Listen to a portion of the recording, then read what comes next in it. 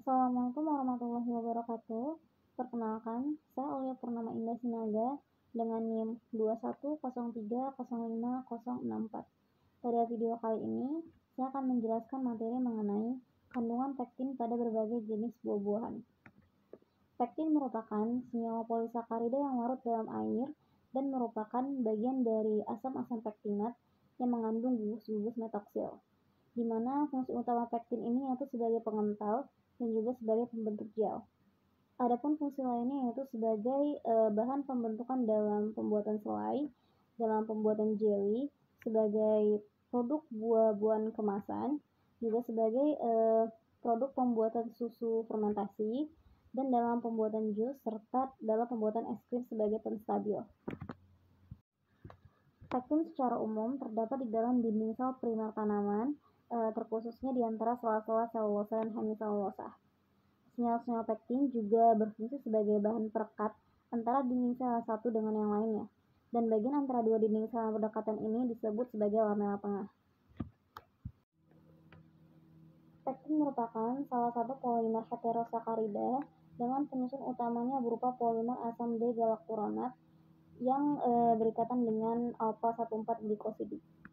Sifat pektin sebagai agen pembentuk gel dipengaruhi oleh kadar metoksil dan derajat esterifikasi pektin. Pektin terbentuk dari hasil protopektin yang terpecah karena pengaruh hormon kematangan pada buah. Oleh karenanya, pektin biasanya terdapat pada buah yang telah matang. Langsung saja saya akan menjelaskan mengenai percobaan kandungan pektin pada berbagai jenis buah-buahan ini.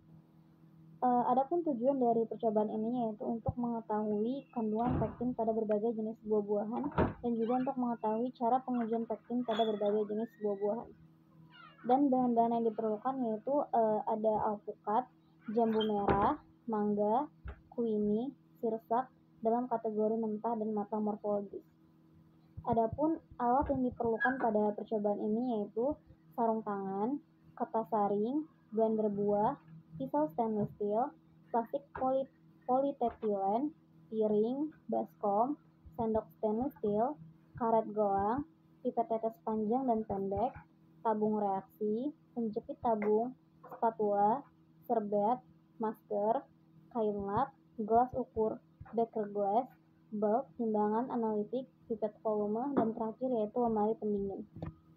Untuk prosedur pengerjaannya yaitu dibagi menjadi dua kategori, yaitu secara ekstraksi dan secara pengendapan.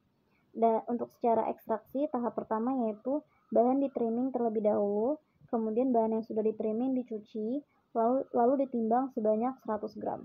Kemudian di blender dan ditambahkan air dengan perbandingan 1:4, lalu ditambahkan larutan HCl 1% sampai pH-nya menjadi 1,5, kemudian dipanaskan pada suhu 70-80 derajat Celcius dalam waktu 30 menit. Lalu bahan yang sudah dingin disaring hingga mendapatkan filtrat. Adapun prosedur pengerjaan kategori kedua yaitu dengan cara pengendapan. Pengendapan ini bisa dilakukan dengan cara penambahan alkohol dan penambahan aseton.